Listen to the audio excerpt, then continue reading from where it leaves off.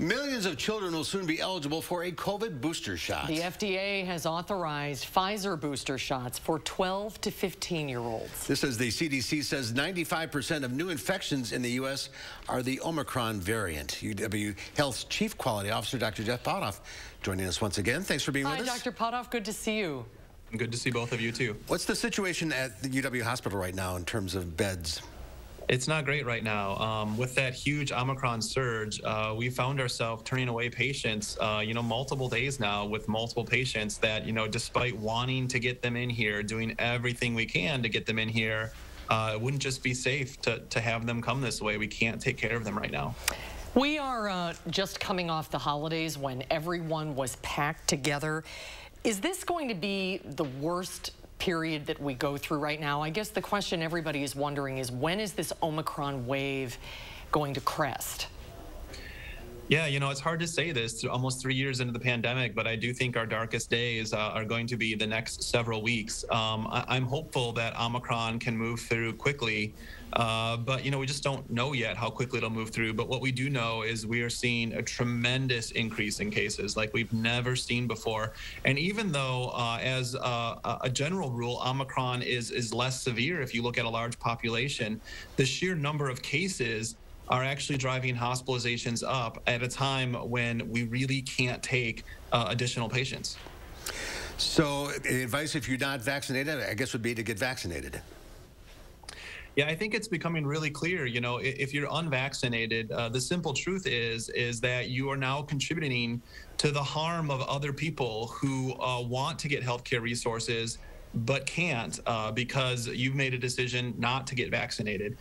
So just really a plea out to those folks to look at it that way, and please do your part to stem hospitalizations so that other folks who really need health care have a chance.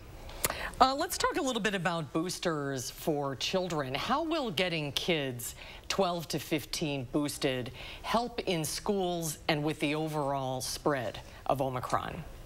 Yeah, I think this could help with the spread of Omicron. It could help keeping our kids in school and keeping those teachers from being out. As we vaccinate kids or people in general, their likelihood of coming down with Omicron decreases by quite a bit. It doesn't go to zero, but it decreases, which means less cases in schools, less kids out, less kids spreading it to other kids in school and their teachers, and does give us a chance of having a more normal school year during this, last part of the school year. And the key to a lot of this is testing, and I guess the question is, how accurate are those home tests? We're learning that some of the home tests may not pick up Omicron quite as well as other variants. I think, the other issue with regards to not accuracy, but it's just availability. What we're starting to see is that it's apparent that more people are just assuming that they have COVID when they have symptoms just because they're struggling to get access to tests. And more people are just relying on their home test. If they do a home test and it's positive, they just assume they have COVID, which means that despite the record-breaking numbers that we're seeing right now, it's likely an underreporting of total cases. Oh, wow. Yeah, because when we talk about Omicron cases, the numbers are scary. And I'm wondering if we should be talking about it a little bit differently. Should we be talking about hospitalizations that you mentioned before rather than cases to try to get this in perspective?